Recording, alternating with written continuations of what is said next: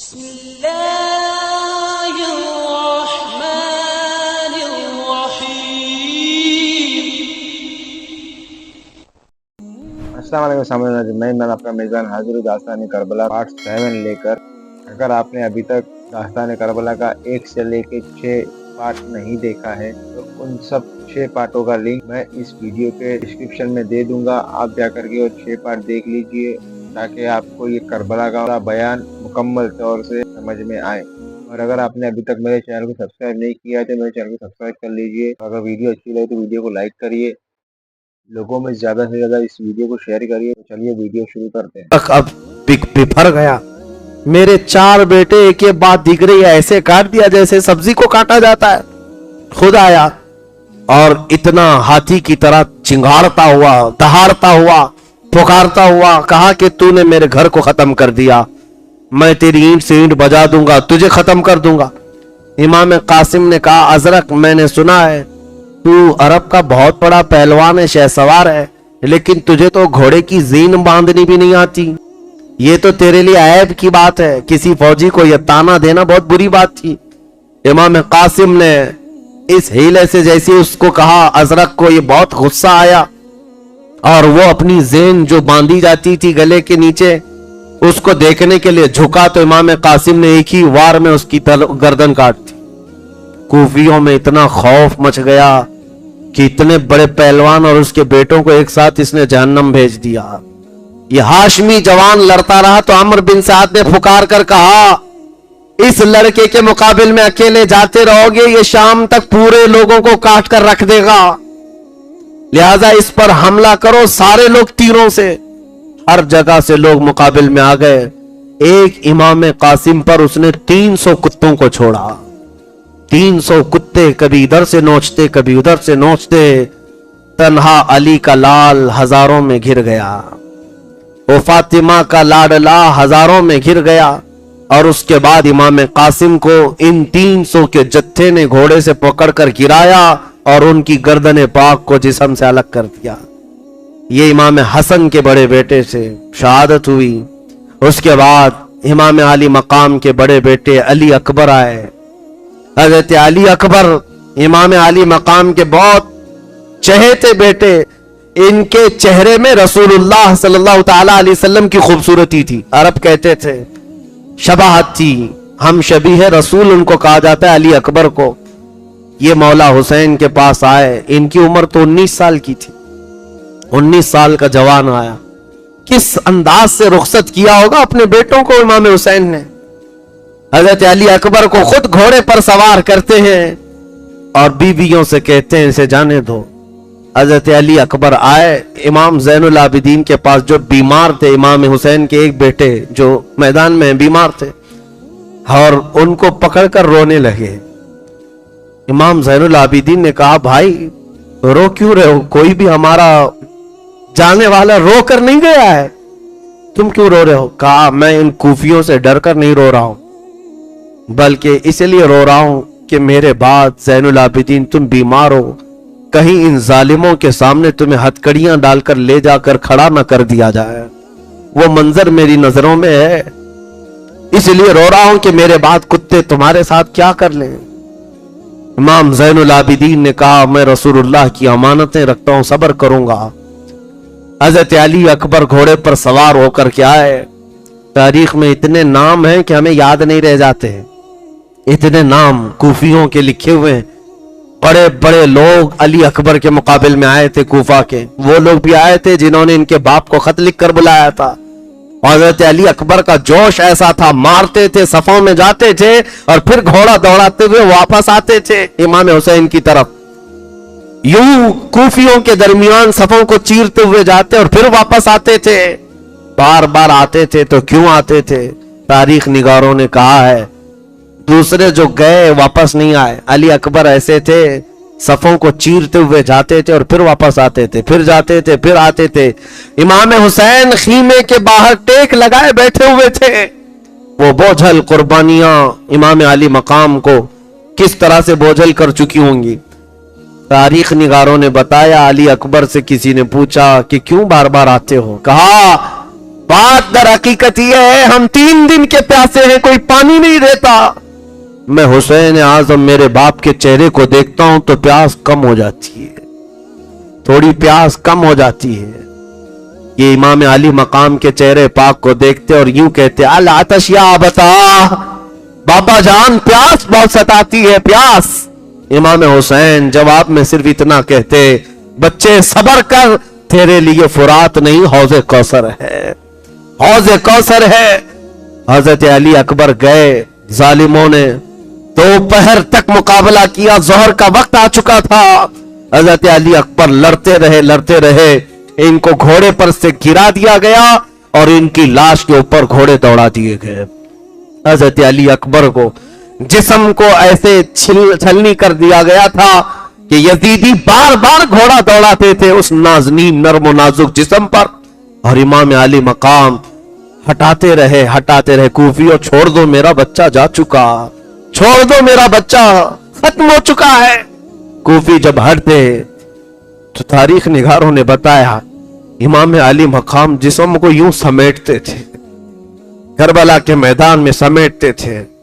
میرے عزیزوں, کسی کی موت کے بعد ہمیں آج لاش کو اٹھانے میں ڈر لگتا ہے. اس باپ نے تو ٹکڑے جمع کیے ہیں اور اپنے کندھے پر وہ بوجھ اٹھا کر لاتے اور خیمے پاک کے پاس لاشیں جمع کرتے رہے, گنتے تھے. حیرت ہوتی ہے.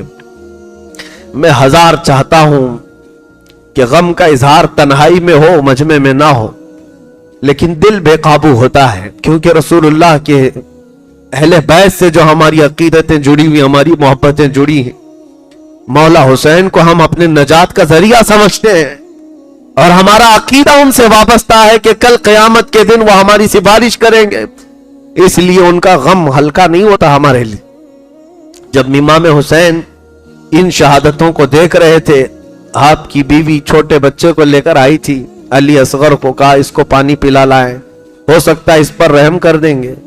حضرت علی اصغر کو لے جا کر کوفیوں کے سامنے کہا تھا, یہ بچہ تمہارا تو کچھ نہیں بگاڑا, اس سے تمہاری دشمنی نہیں, اس کو پلا دو, اس کی ماں کا دودھ سوکھ گیا ہے, اس کو کچھ پانی مل جائے, 6 ماہ کا ہے. کوفیوں کی طرف سے کسی نے تیر چلایا اور سیدھے علی اصغر کے گلے میں آ کر چبھا. وہ بچہ ہچکیاں لیتا ہوا جان آفریں کے سپرد کر دیا. مولا حسین کے ہاتھوں میں یہ روتا ہوا بچہ چلا گیا. امام حسین اس وقت ایک تیکھا جملہ سن رہے تھے, کڑوا جملہ کوفیوں کی طرف سے. مارا تو مارا, لیکن یہ کہا اے حسین تمہارے بیٹے کو ایسا پانی پلائیں گے کہ دوبارہ نہیں مانگے گا. اور صحیح میں امام حسین خون میں لت پت اپنے چھوٹے بچے کو سینے سے لگائے ہوئے واپس آ رہے تھے, اور بچہ جب خاموش تھا تو بیویوں کو یہ لگ رہا تھا کہ پانی پلا دیا گیا ہوگا. بیوی آگے بڑھ کر پوچھتی ہے بچہ بہت خاموش ہے, پانی پلا دیا گیا.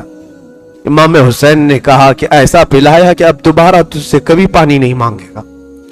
یہ کہہ کر کے جیسے ہی علی اصغر کو اپنی چھاتی سے الگ کر کے دکھایا تو گلا کٹا ہوا ہے, تیر چبا ہوا ہے, حلقوم سے خون رس رہا ہے. بیبیاں تمہارے صبر پر ہماری زندگیاں قربان, ہم میں سے کوئی تمہارے قدموں تک نہیں پہنچ سکتا. انہوں نے جو صبر کا مظاہرہ کربلا کے میدان میں کیا ہے, اے رسول اللہ کے خاندان کی بیویوں, سلام ہو تمہاری آنچلوں پر, سلام ہو تمہاری عزت و اطہار پر. ہم میں سے ہماری زندگیاں تمہارے اس عزم کے 1/5 حصے کو بھی نہیں پہنچ سکتے. اس چھوٹے بچے کو بھی لٹا دیا گیا. اس شام غریبہ کو یاد کرتے ہیں.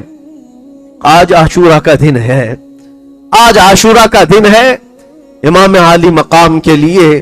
اسی لیے شاعر نے کہا ہے کہ کربلا کا خونی منظر ہے, فاطمہ کے لاڈلے کا آخری دیدار ہے. حشر کا ہنگامہ بپا ہے میان اہل بیت. فاطمہ کے لاڈلے کا آخری دیدار ہے, حشر کا ہنگامہ برپا ہے میان اہل بیت. امام علی مقام نے دیکھا یکے بعد دیگرے میرے بھائی گئے, میرے عباس کے بازو کاٹے, میرے بچے کو انہوں نے حلق سے छलनी करके मार दिया। अली अकबर को भी शहीद किया, कासिम को भी शहीद किया, बचा कोई नहीं था। एक ज़ैनुल आबिदीन बिस्तर से उठ बैठा, जवान शहजादा कहने लगा बाबा जान मैं जाता हूं। इमाम आली मकाम ने माथा चूमा, कहा ज़ैनुल आबिदीन तू भी जाएगा तो मेरी नस्ल किससे चलेगी, तुझे जिंदा रहना है, और अगर मेरे मौत के बाद बता इन बीबियों को कौन देखेगा, मेरे घर तो अभी कोई मर्द बचा नहीं, कौन जवान है जो इनका सहारा होगा। लिटा दिया बिस्तर पर, तुम आराम करो। मौला ज़ैनुल आबिदीन सज्जाद की कुर्बानियों को भी मैं महसूस करता हूं मेरे अजीजों। इमाम ज़ैनुल आबिदीन जो करबला के मैदान में लेटे लेटे देखते थे, जानते हो इनकी जिंदगी कैसी हो गई थी। करबला के बाद जब ये मदीने वापस गए थे तो कभी भी किसी कसाब की दुकान के पास खड़े होते तो रोने लग जाते थे। खुला गोश्त देखते, कोई कसाई जो गोश्त बेचता था, इमाम ज़ैनुल आबिदीन आते थे तो जल्दी चादर डाल देते गोश्त पर। लोग पूछते क्यों, कहा वो जो इमाम आ रहे हैं ना, अभी ये कच्चा गोश्त देखेंगे रोने लग जाते हैं, रोने लग जाते हैं, क्योंकि उन्होंने अपने घर के गोश्त के टुकड़ों को देखा था। उनकी जिंदगी ऐसी हो गई थी। इमाम ज़ैनुल आबिदीन एक बार एक कसाई को बुलाया और पूछा तुम जानवरों को कैसे ज़बह करते हो। कहा किबला रुख लिटाते हैं, पानी पिलाते हैं, पढ़ते हैं और फिर ज़बह करते हैं। चीख मारी और कहा दुनिया वाले जानवरों को पानी पिलाकर ज़बह करते हैं, मेरे बाप को कुफियों ने 3 दिन की प्यास के बाद ज़बह किया था, मेरे घर वालों को 3 दिन की प्यास के बाद ज़बह किया था। हर कुर्बान होने वाला जानवर पानी पी करके ज़बह होता है। रसूलुल्लाह के घर का शहजादा बगैर पानी पिए दुनिया से गया। ये इमाम ज़ैनुल आबिदीन की जिंदगी का हाल था। अज़ीज़ान गिरामी वक़ार, गम उनका हक था। कई मर्तबा मदीने वाले उनके पास आते और उनको हंसाने के लिए कोई बातें कहते हैं, आप हंसते नहीं, जिंदगी भर किसी ने आपको हंसते हुए नहीं देखा। लोग कहते गम हो गया, कभी तो मुस्कुराए। इमाम ज़ैनुल आबिदीन कहते तुम उससे हंसने की उम्मीद रखते हो जिसके सामने उसके बाप के टुकड़े हैं, उसके भाई के टुकड़े, उसके घर की औरतें बेआबरू हो गई, तुम उसके हंसने की उम्मीद रखते हो। लोगों खैर करो, शुक्र करो कि आंसू निकलते हैं, यहां तो खून निकलना चाहिए। यकीनन उनके घर पर जो हालात आए, मैं समझता हूं दुनिया में किसी और के पास होते तो इतना बड़ा इम्तिहान नहीं दे सकता था, इतना बड़ा इम्तिहान नहीं दे सकता था। इमाम हुसैन अजीम, उस कायद को लाखों सलाम। अब इस मैदान करबला में बीवियों के सामने आए। सैयदा ज़ैनब जल्दी से एक संदूक लेकर के आई, पेटी लेकर आई और अपने भाई को संदूक खोलकर एक जुब्बा पहनाने लगी। वो रसूल करीम सल्लल्लाहु तआला अलैहि वसल्लम का जुब्बा मुबारका था। इमाम हुसैन ने कहा मेरी बहन, मेरी हमशीरा, आज तो क्यों पहना रही है। कहा भाईजान ये जुब्बा मेरे अम्मा ने दिया था, सैयदा कायनात फातिमा ज़हरा ने दिया था अपनी मौत से 2 दिन पहले, और कहा था बेटी इसको संभाले रखना, मेरा लाडला एक दिन मैदान में उतरेगा, उस वक्त उसके आसपास कोई नहीं होगा, तू अपने हाथ से उसको ये जुब्बा पहनाना, इसलिए कि उसको उसकी मां से बड़ी मोहब्बत है। इमाम हुसैन को ये कहती हुई वो जुब्बा पहनाती रही। इमाम आली मकाम अपनी मां को याद करके रो पड़े, अपनी मां को याद करके रो पड़े। क्यों ना रोए। एक इमाम मुस्लिम है जिन्होंने एक रिवायत बयान की है, वो कहते हैं मैंने ख्वाब में देखा था एक बूढ़ी औरत अपने चेहरे पर चादर डाली हुई झाड़ू लेकर मैदान झाड़ रही है। मैं करीब जाकर पूछा बीबी तुम कौन हो।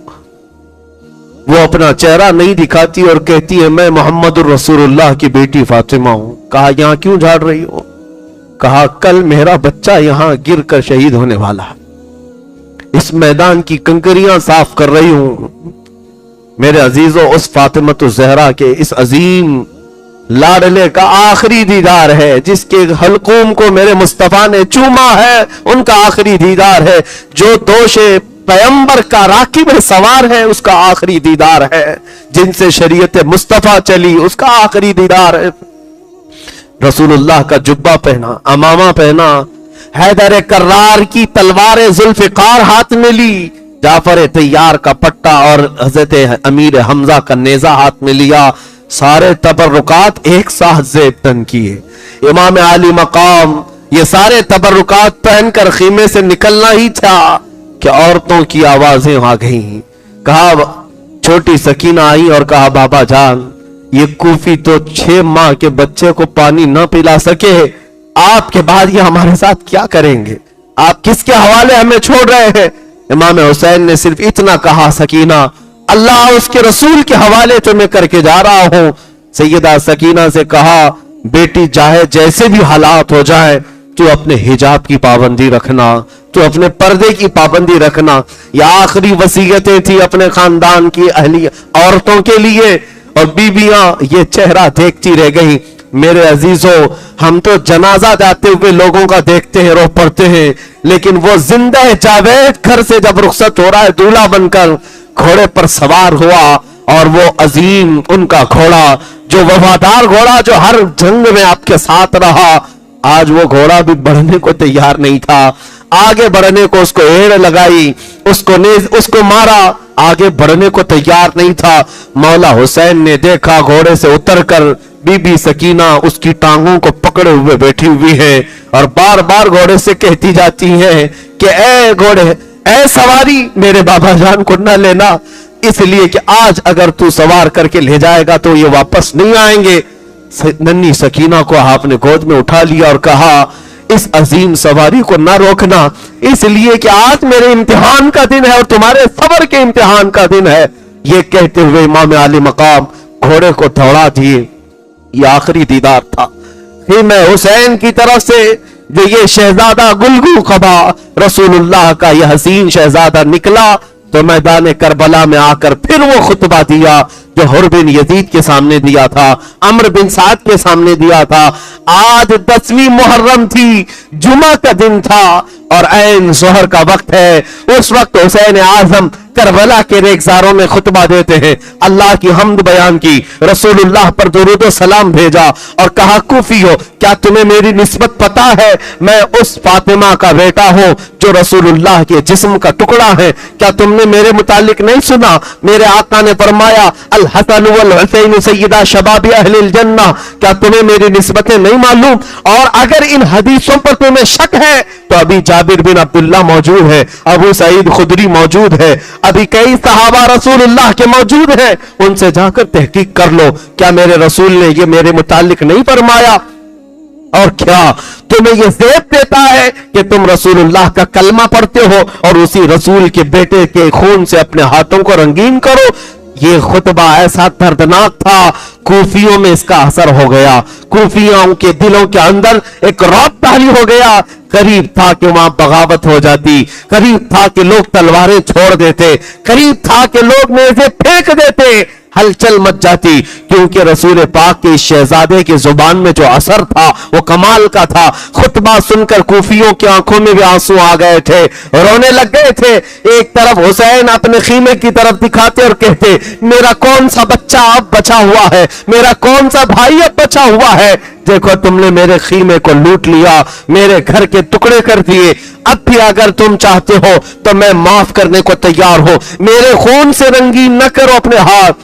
कूफियों पर जब ये तकरीर असर करने लग गई, अम्र बिन साद खड़ा हो गया, शिमर दिलजोशन जो हराम तहर कमीना इंसान था, जलील तरीन इंसान था, वो खड़ा हुआ और वो भी फसीह बली खुतबा देता था। खड़े होकर के उसने गालियां देना शुरू किया, आपकी इज्जत पर हमले करना शुरू किया, कहा ये कज़्ज़ाब इब्ने कज़्ज़ाब है, झूठा झूठे का बेटा है, नऊज़ु बिल्लाह, सबको गालियां दिया। और उसके बाद कूफियों से कहा, अगर तुम में से एक भी बगावत कर गया तो मैं यजीद के सामने लिखकर भेजूंगा, तुम्हारी नस्लों को खत्म कर दिया जाएगा, तुम्हारे खानदान उजाड़ दिए जाएंगे, कूफा को तहस नहस कर दिया जाएगा। खबरदार कोई हुसैन की तकरीर पर दिल पजीर ना होने पाए। उसके बाद शिमर दिलजोशिन की तकरीर असर कर गई, फिर लोगों से कहा गया हम हुसैन की तकरीर से माइल नहीं है, उनकी तरफ रग़बत नहीं करते, हम मुकाबले के लिए तैयार हैं। इमाम हुसैन ने कहा, इत्माम हुज्जत के लिए मुझे जो कहना था मैंने कह लिया, اب تمہاری مرضی، آؤ مقابل کے لیے۔ اب مقابل کے لیے جو لوگ آئے، حذیل ایک شخص تھا، اس کے بعد ایک عبداللہ بن سمدانی تھا، اور کئی لوگ ایسے ایک کے بعد دیگر آتے رہے۔ امام حسین رضی اللہ تعالیٰ عنہ ایک دو نہیں، کئی لوگوں کو مار کر گراتے رہے۔ امام حسین رضی اللہ تعالیٰ عنہ تقریباً 100 کے قریب لوگوں کو زخمی کر چکے تھے۔ تنہا علی کا لال ہزاروں میں گھر گیا، فاطمہ کا گل عذار، یہ فاطمہ کا شیر ہزاروں میں گھر گیا۔ عزیزان گرامی وقار، امام حسین لڑتے رہے، کئی لوگوں کو زخمی کرتے رہے، اور اس کے بعد وہی معاملہ، پیاس کی شدت، بیٹوں کا غم الگ ہے، بھائیوں کی لاشیں الگ ہے، بیویوں کا اکیلا ہونا الگ ہے۔ کتنا بوجھ لے کر میرا حسین لڑ رہا تھا، کتنی ذمہ داریاں لے کر یہ گھوڑے کا شہ سوار تھا۔ حسین ابن علی رضی اللہ تعالیٰ عنہ جب مقابلہ کرتے رہے، تھک کر کے ان کی گردن جھک جاتی تھی، پھر تلوار اٹھاتے تھے، پھر لڑتے تھے، یہاں تک کہ عمرو بن سعد نے اور شمر ذی الجوشن نے، خولی بن یزید نے، یہ سارے لوگوں نے بھڑکایا اور کہا ایسے نہیں، جیسے اس سے پہلے ان کے خاندان کے بیٹوں کو پہنچایا گیا ہے موت کی تک، اسی طرح ان کے ساتھ بھی مقابلہ ہوگا۔ حسین ابن علی کے پاس 200 سواروں کو لایا گیا اور ہر جگہ سے تیر برسایا گیا۔ کبھی حسین کے جسم پر ادھر سے تیر آئے، ادھر سے تیر آئے، اپنے ڈھال سے بچاتے رہے، یہاں تک کہ تاریخ نگاروں نے بتایا ہے آپ کے جسم مبارک پر 72 تیر لگ گئے تھے، کوئی جسم کا حصہ باقی نہیں تھا، چہرے پر بھی، سینے پر بھی، کندھوں پر بھی، پنڈلیوں پر بھی، رانوں پر بھی، پیٹ پر بھی، پیٹ پر بھی، ہر جگہ چیروں سے بوچھار، ہر تیر جاتا جسم میں پیوست ہوتا، ہر تیر جاتا جسم میں پیوست ہوتا۔